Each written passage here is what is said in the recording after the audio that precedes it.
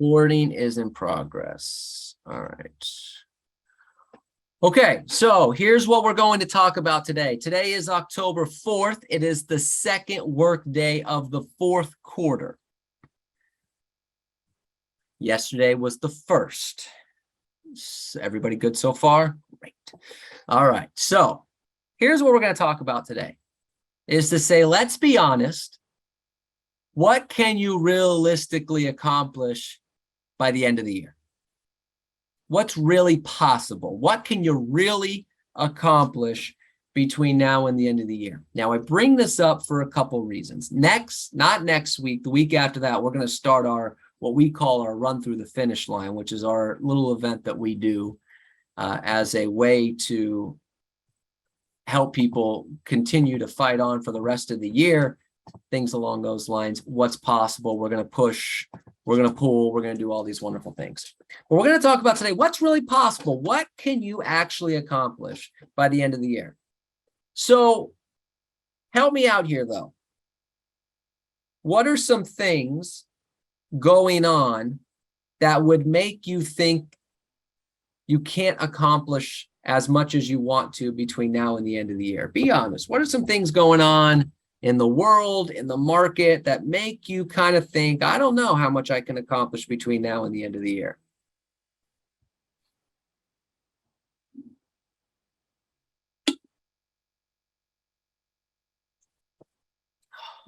All right, so this is going to be one of those classes where I'm just going to talk to myself. Good. All right, so I'm going on vacation for a week. Okay, a week vacation, Yeah, week vacation, but that's earned.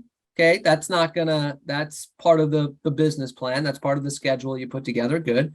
What else? What else is out there that makes us question whether or not we can really accomplish what we want to accomplish this year in the fourth quarter? Dealing with for sale by owner. Okay, dealing with for sale by owner, sure. What else? What else is out there that makes us question whether or not we can really accomplish what we want to accomplish in the fourth quarter?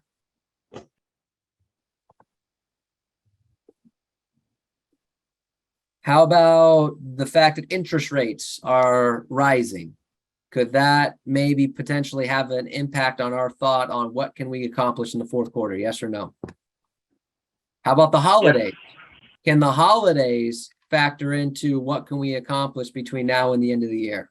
Right? Some people want to wait till the beginning of the year. Some people don't want to sell during the holidays. You know, we'll start talking about those kind of things. How about negativity just in the marketplace? Prices slowing down a little bit. Okay, could that have a factor in whether or not we accomplish what we accomplish between now and the end of the year? Okay, so there's all of these things. This is like a perfect storm of negativity. It's the fourth quarter, which is already a slower time because there's going to be less transactions. We'll talk about that number here in a minute. So the mindset that we have to overcome is, well, it's the fourth quarter, so I have to overcome the fact that there's not many transactions. I have to overcome the fact that there's people going to tell me that there's nothing going on in real estate in the fourth quarter. We have the holidays in the fourth quarter, so some people take time off. They have clients that take time off. There's all these other different things. That's a factor. Okay, we have interest rates that are rising. That's a factor. We have prices that are slowing down in a lot of areas. That's a factor. Days on market, people stay in their homes longer. It's like a perfect storm of negativity that factor into, well, what can I really accomplish between now and the end of the year? So what I wrote down here, I have a bunch of things of realistically what you can accomplish between now and the end of the year. My thought is, as we go through these items, is if you actually committed to doing this stuff, you would have a great, great fourth quarter. And if you have a great fourth quarter, what do you also typically have? A great first quarter. A great first quarter. A great first quarter. Now, who would like to start 2023 with closings in January? Okay, so we have a couple people. Good. The rest of you just mute yourselves and enjoy the rest of the show. Make sure to tip your waitress. All right, good job. Okay. So if we do all this work, if we do all this activity in the fourth quarter, not only are we going to close more deals, not only are we going to make more things happen this year, but we're going to set up a great first quarter next year. Okay. So that's part of what we're going to do. So here's what I'm going to go through this right now. If you have questions, unmute yourself and put it in the chat box. I'll be monitoring that. So I wrote down here, October working days. October working days. Starting tomorrow, I know today's not over, but let's just say starting tomorrow, there are 19 working days left in October. Now, I just count working days as Monday through Friday. Now, you might work some Saturdays. You might not work Monday through Friday. This is just a general landscape of things. There's 19 working days left in October starting tomorrow. November, there's 22 working days, but I subtracted 2 days for Thanksgiving because I figure you probably won't work Thanksgiving. I feel like I keep freezing and then unfreezing. But we're going to push through this, I guess. There's 22 working days in November, but I took 2 days out for Thanksgiving. So there's 20 working days in November. December, same thing. There's 22 working days, but I took 2 days out for Christmas. Now, you might take more for other holidays, but I just took 2 days out for Christmas. So I put 20 working days in December. So starting tomorrow, there are 59 working days left in the year. Everybody with me so far? Okay, great. 59 working days left in the year. So now that we know how many working days are left, and again, you will have to adjust this for your own schedule. Here's what I wrote down. Here's what's possible between now and the end of the year. This is what you can still accomplish. If you did 30 minutes of script role play every working day, 30 minutes of script role play every working day, that would be 29 and a half hours of role play between now and the end of the year. So let me ask you this. If you role played scripts and objection handlers for 29 and a half hours between now and the end of the year, would you be better at what to say and how to say it?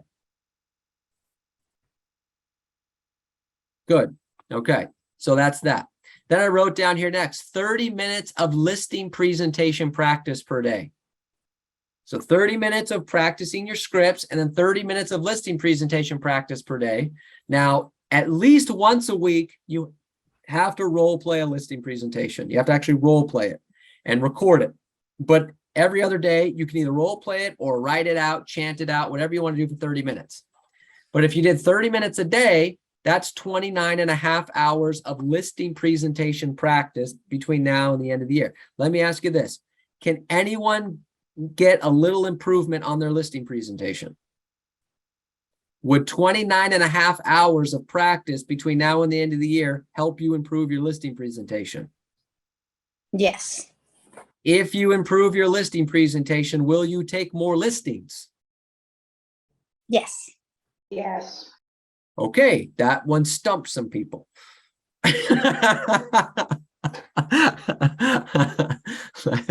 Let's try this again. If you practice the listing presentation 29 and a half hours between now and the end of the year, will you get more listings? Yes. Yes. Okay. Yes. Heart palpitations. Oh, man. Okay. So that's 30 minutes of script practice. I've got 29 and a half hours of script practice, so I know what to say and how to say it. Therefore, when I'm prospecting, I will generate more leads and appointments. If I spend 29 and a half hours working on my listing presentation, I will then close more of the listings. All right, so that's where we're at so far. Now what I want you to do is preview 3 homes per day. Can you realistically, don't tell me what I want to hear, can you realistically preview 3 homes per day? Is that reasonable? Virtually? No, not virtually. Go in person because people lie virtually, not the agents. The listing agents lie. Let me tell you why. Let me tell you why. I have never, ever seen a listing that shows the house across the street that has 8 cars in the grass, a torn roof, and it's a total eyesore. I've never once seen that street view on a listing online. Anyone seen that? Yet that house exists. Go preview 3 homes per day. How long would it take you to preview 3 homes in person? I don't know. What would it, an hour? Could you preview 3 homes in an hour? 30 minutes? 45 minutes? Yes. I don't think I'm asking for a lot here. 3 homes per day. If you did that for 59 working days, that's 177 homes previewed. Let me ask you, if you went in person and saw in person and you were inside 177 homes in your marketplace between now and the end of the year, could you say you are the market expert? 100%. Do you think any agent in your market is going to see 177 homes in person, inside and out between now and the end of the year? Just a few. Just a few, maybe at best. The answer for pretty much everyone is no. Our team. Do you want to be the market? Do you want to be the market expert? Do you want to show that you have knowledge? Do you want to show that you know what you're talking about? Mr. and Mrs. Seller, in the last 3 months, I've seen 177 homes in your marketplace. Do you think any agent that you talk to has seen more homes? No.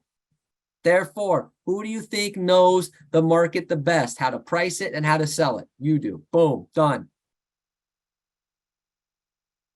I just gave you a script. Robert,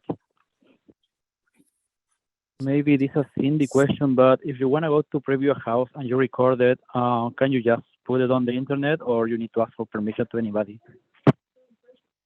I think you can just put it on there. You just can't say that you're the listing agent. That's the no-no. Can't say that you're the Thank you. listing agent, but yeah, you can say I'm previewing this home. Sure. Okay.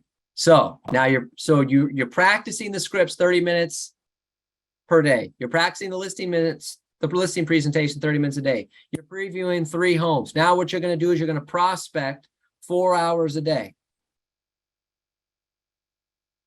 Well, Robert, 4 hours. Usually when we do these things, we talk about 3 hours. No. We've stepped it up. Why do you think I suggest prospecting 4 hours instead of 3 hours right now? Why? So we do 3 instead of 2. What's that? When you say 3, normally we do 2. So if we do 4, probably Well, we're gonna do there you 3. go. When I say 3, normally you do 2. So if I say 4, you'll do 3. Got it. You're probably right. But why else? Why do you think I'm suggesting 4 hours of prospecting instead of 3? More contacts, more money. More contacts, more money. Yes. But why specifically right now? The market is down certain percentage. We got to bump out the contact to make up. What he said. You need more contacts to get more business right now. Yes or no? Yes. You just need it. And we'll go over the numbers next week, okay, to show you some of those stats. But you need more contacts to get more business. If you're making the same amount of contacts that you've made for the previous months, previous year, you will get less business. It's simple math. So I'm suggesting 4 hours of prospecting because we need more leads. We need more contacts. We need more people. Simple as that. So if you prospect 4 hours a day for 59 working days, that's 236 hours of prospecting between now and the end of the year. Now, I asked the question earlier, how many contacts can you realistically get per hour if you're focused? So, and Juan Carlos had said 10, okay, which I think is generous. Let's just say it's 8. Let's say it's 8. 236 hours, 8 contacts an hour is 1,888 contacts between now and the end of the year. 1,888. 4 hours prospecting per day, 8 contacts per hour. Now, let me wrap this into a nice little bow before we go to the next point. If between now and the end of the year, you did 29 and a half hours of practicing your scripts, 29 and a half hours of practicing your listing presentation, you saw 177 homes, and you talked to 1,888 people, would you find some deals? Would you find more deals than you found in the third quarter? Yes. Okay. There you go. Class dismissed. That soon? Let's go home. Not so fast. But okay, but think about this. I didn't say anything that was unreasonable. 30 minutes of script practice, 30 minutes of listing presentation practice. That's 1 hour. Previewing 3 homes a day. Let's just say that takes another hour. That's 2 hours so far. And you prospect 4 hours. That's 6 hours. If you did that for 6 hours and you were working 2 hours and you were working 8 hours a day, the other 2 hours would take care of itself. Promise you.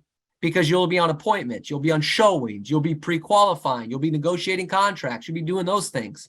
I'm asking just for those 6 hours. Make sense? When Mike Ferry's on stage, he says, what percentage of your time should be on money-making activities? 75 to 80. 75 to 80% of your time should be on 80. money-making activities, right? Well, I just gave you 6 hours. In an 8-hour day, that's 75%. Done and done. Okay? That's part of what you can still accomplish between now and the end of the year. Questions or concerns on that before I move on to the next part? Well, if you're previewing 3 homes a day, I just wonder if anybody has an estimate how long it takes to knock 10 doors around each preview. I would recommend you go find out. And I say that, Donna, because it's tough because everyone's neighborhoods are different. So if you're door knocking 10 homes around Arcadia, the lots are bigger, so it's going to take you longer. If you're door knocking 10 homes, in other areas, they're smaller. Some people walk faster, some people walk slower, some people talk more, some people talk less. So you're going to get a wide variety of answers. But more importantly, most people don't do it, so you're probably not going to get any answers. So I would just recommend you go do it, and then let's find out. Robert. Yeah. The question here, how do you keep the distractions away and stay focused, keep the consistency to do it for all these days? What's your distraction? They come and go, different things. Well, if it's a lot of distractions, then you're the distraction.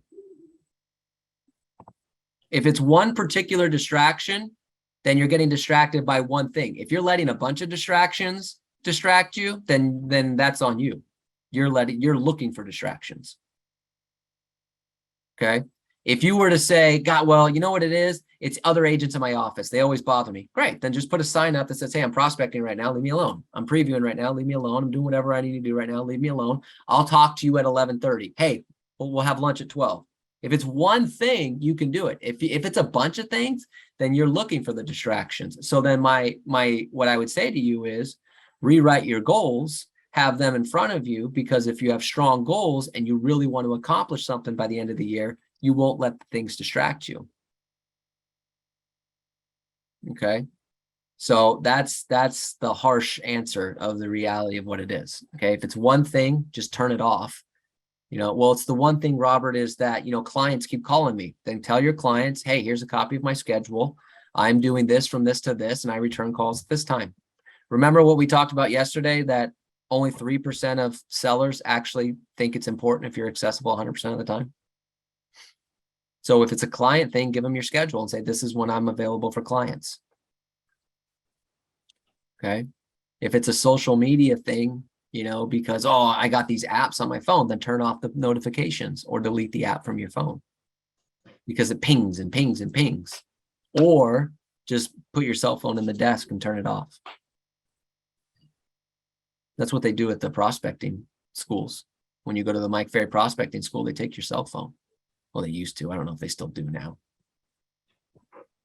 Years ago, they used to do that. Now people might have a heart attack. Okay. All right, moving on to the next. So here's the next thing to accomplish between now and the end of the year. I wrote down here, add one person per day to your database. Add one person per day to your database. If you're prospecting 4 hours and you're contacting 8 people an hour, that's 32 contacts a day. Add at least one person to your database per day. If you do that between now and the end of the year, your database will have been added 59 people. Do we need to keep growing our database? Yes or no? One a Constantly. day, 59 more people by the end of the year. Okay, one a day. I wrote down here next, add one absentee owner per day to your absentee owner list. Add one absentee owner per day to your absentee owner list. That's 59 absentee owners added by the end of the year. Now, I'm going to put a link in the chat box because I have a feeling not many of you are doing this. So I said the other day on absentee owners, I'm not going to go over the whole thing. I said, create an Excel spreadsheet or a Google Doc list where you put the name of the absentee owner, the address, the phone number, and when is the lease up. Now, in order to find out how the lease is up, you have to ask when the lease is up. So I created a template for you. Now, do not put your people on this list because this list is shared with everybody. And they will then steal your list. And I will not feel bad about it at the slightest. So take this and copy it and create your own list, but add one person. So now you, at the end of the year, you'd have 59 absentee owners. You have their names, their phone numbers, their addresses, and you know when the lease is expired, which means you have 59 properties when to call and ask when if their lease is expired so that you could sell the property. So one per day. So you're going to add one person to your database. You're going to add one absentee owner. I wrote down here next, get the top 5 people from your database, your top 5, your fave 5, and ask them for a testimonial. Go to your top 5 people in your database that love you the most. You have 5, I promise. I do not want all of you contacting me. Please. I love you. Okay. I do not want to do 34 testimonials. Okay. Get your top 5 and ask them for a testimonial, right? And then wherever you do it, if you do it on your website, if you do it on Zillow, Google, whatever the case may be, but get some testimonials out there. Okay. By the end of the year, that's 5 new testimonials added by the end of the year. I wrote down here, contact your database. Now here's the schedule to contact your database between now and the end of the year. Check this out. You're going to do a weekly email. A weekly email to your database. Okay, just send them some sort of real estate article. Set it, forget it. Weekly email. If you do that, they'll get 12 emails from you between now and the end of the year. If you start that next week. Okay, a weekly email. You're going to do 3 mailers. October, November, December. 3 mailers that they can touch, they can feel. 3 mailers. You're going to call them, verbally call them October and December. So you're going to call them this month, and then you're going to call them again in December. So you're going to get 2 calls. You're going to text them in November, probably around Thanksgiving. Happy Thanksgiving. Okay? So weekly email, 3 mailers, call October, call December, text November. That's 18 total touches. 18. There is still time to have 18 touches with your database between now and the end of the year.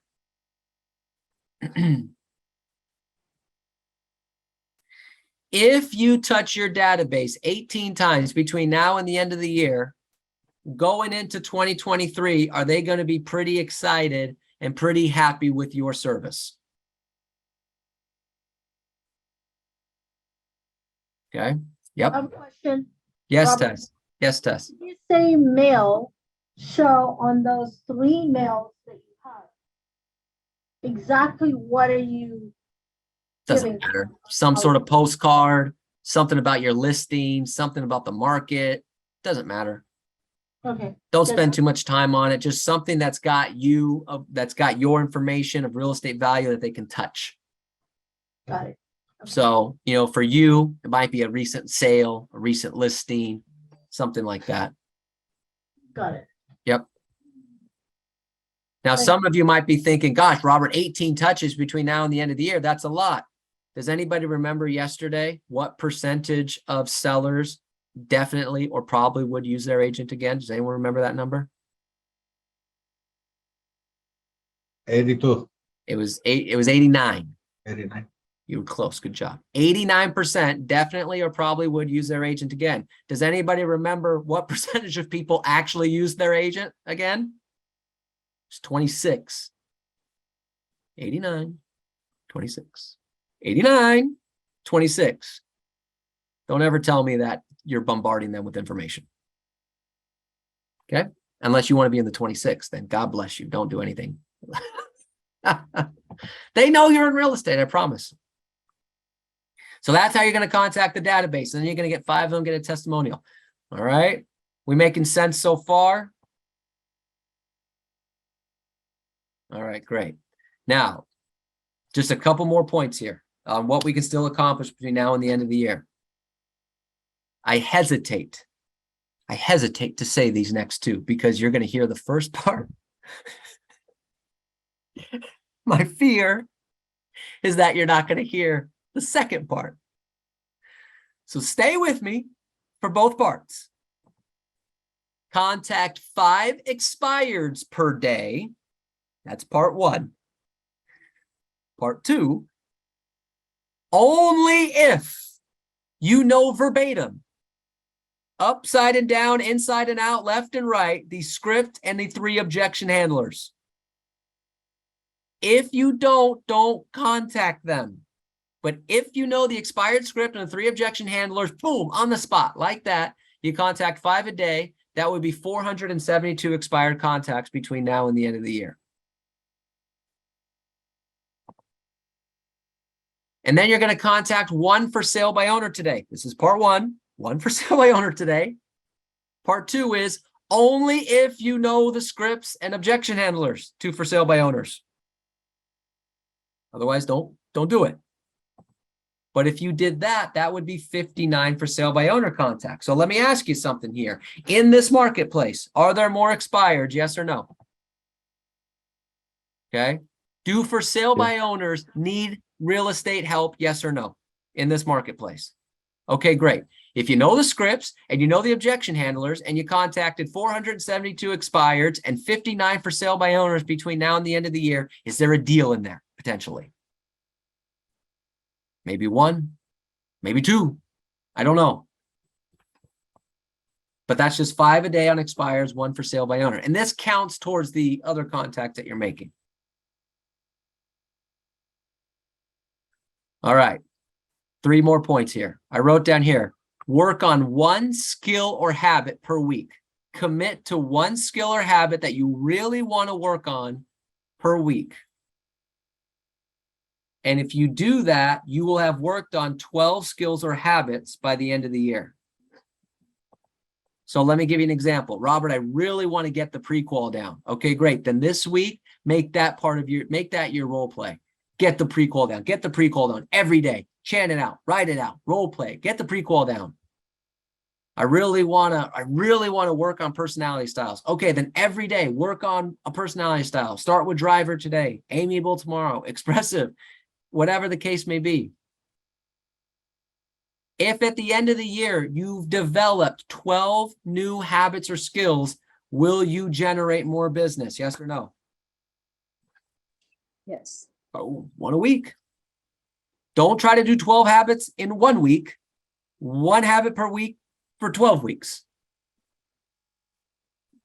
I wrote down here, read 1 book per month. Read 1 book per month, which means you'll read 3 more books between now and the end of the year. Anyone ever heard Neil or Mike talk about the importance of reading? Read a book a month. Some of you, I know Armin reads like a book a day. Some of you read a lot more, but one a month is reasonable, right? I'm not being unreasonable, am I? Okay, great. Armin, you were going to say something.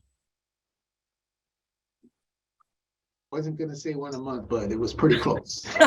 One a day, I mean, but I think I'm at 43 right now for the year. 43 Wow. for the year.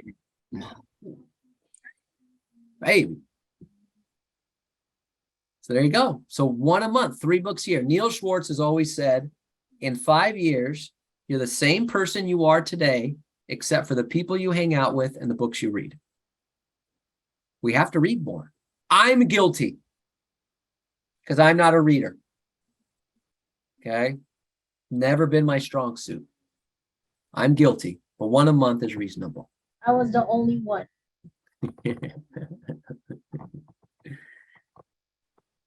Okay, so before I get to the last point here, is anything that I've said here unreasonable? Be honest, because sometimes I write stuff out and I'm like, I don't know, maybe this is too much. Is anything I said here unreasonable? Nope. So everything here is doable. Now, and we all agree, because I've asked this a few times during this, that if you did this, you would have a phenomenal fourth quarter, which would lead to a phenomenal first quarter, correct? Which means everybody's going to go do it, right? This is the best audience I've ever had. This is the best audience I've ever had. This is the best audience I've ever had. Yes. There we go. All right. I love it. I love it. I love it. Okay. Last thing here. Let's talk about some money, potential money stuff.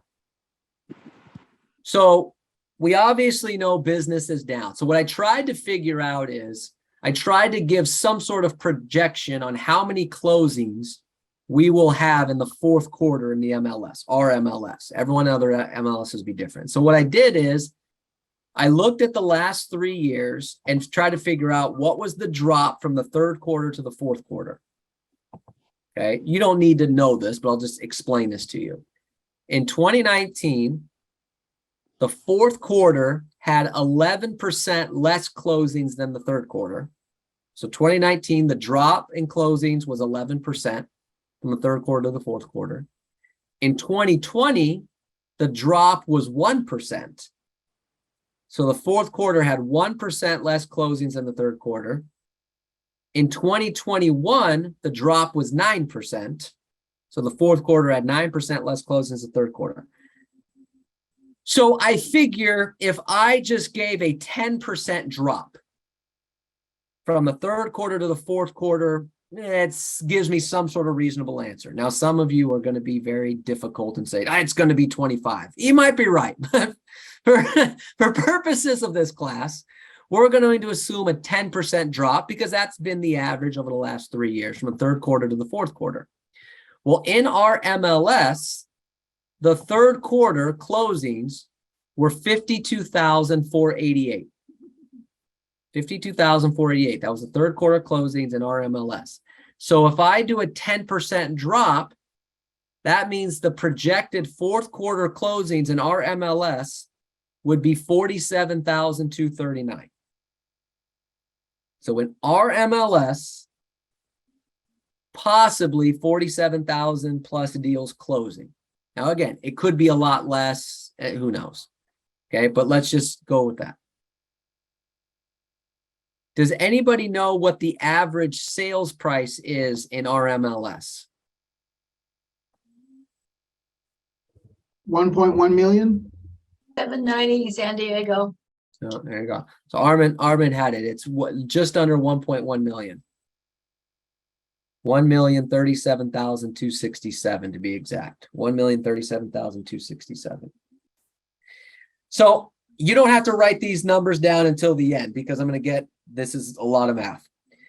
47,239 closings. And if you take the average sales price, that means the total volume closed is going to be just around $49 billion in our MLS. Sales volume closed, $49 billion.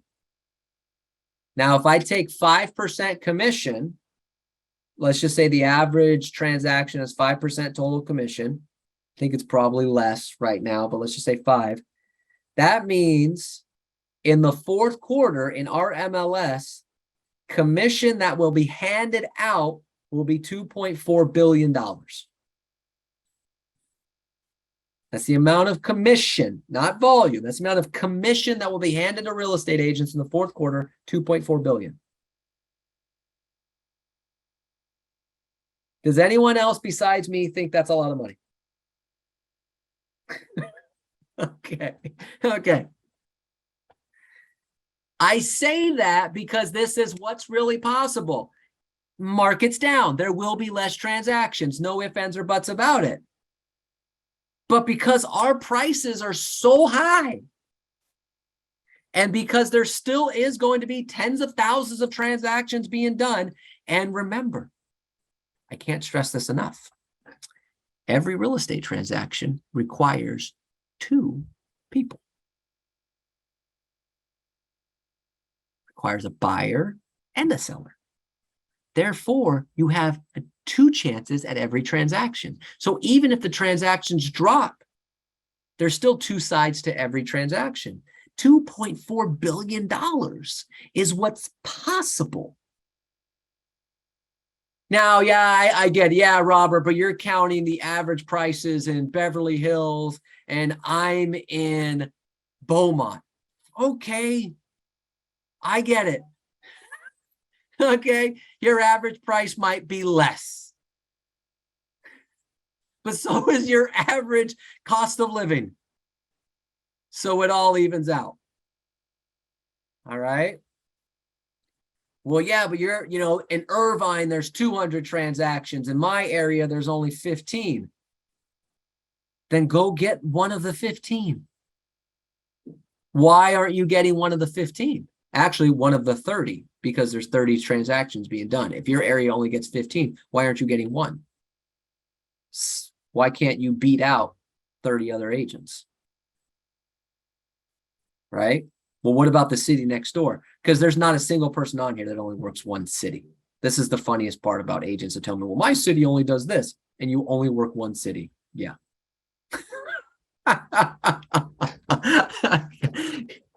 And then I see your next transaction and it's an hour and a half away. Yeah.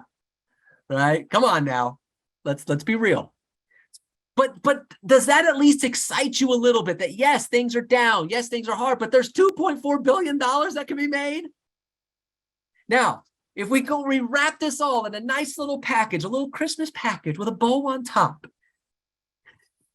and you do what we just talked about in terms of 29 and a half hours of practice, 29 hours listing presentation, 177 previews, 1,888 contacts, 472 expires, 59 for sale by owners, 18 touches to your database.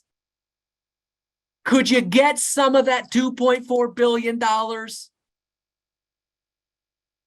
Yes. God damn it, then go get it. I don't want to hear anymore about the negativity and things like that going on. Yeah, it's hard. It sucks. Interest rates are higher. I get it. There's less transactions. I get it. It's hard to get a deal. I get it. $2.4 billion. Get some of it. And we just laid out a plan of action for you to do it. Am I nuts? Did I just, or is this possible? Very possible. I was waiting for someone to say both. Yes, you're nuts, and this is possible. That was the point of today. I was going to do this class Monday, but Neil called me and says, hey, I can't make it today. Do you have material? I got a few things. So Robert, the question is, what's stopping us to not do it? I don't know. I don't ask that question because I don't want to even get in that conversation. I don't want to get in the conversation of what's stopping you. I just want you to do. Just do. I just put my notes in the chat box. Okay. I didn't finish typing it because I wrote this all down on a piece of paper. So I have to do the commissions at the very bottom. I'll do that. If you want to hang on, I'll do that here in a minute. But I just wanted to show really what's possible. It's hard. It's difficult. You're going to get objections. You're going to do that. But that's why I said prospect 4 hours a day instead of 3, because you're going to need more leads. You're going to get more objections. That's just the game. But for $2.4 billion, give me an objection. I'm cool. For 2.4 bill, tell me you have a friend in the business. All for it. Tell me that you want to wait for 2.4 bill. Yeah, come on, bring it on. Let's go. Rates are at 7%, 6%, 2.4 bill. They could be at 12. I don't care. Not worried about the rates. I'm trying to get my fair share. It's just a different mentality. That's the point of all this. Questions on anything we went over today?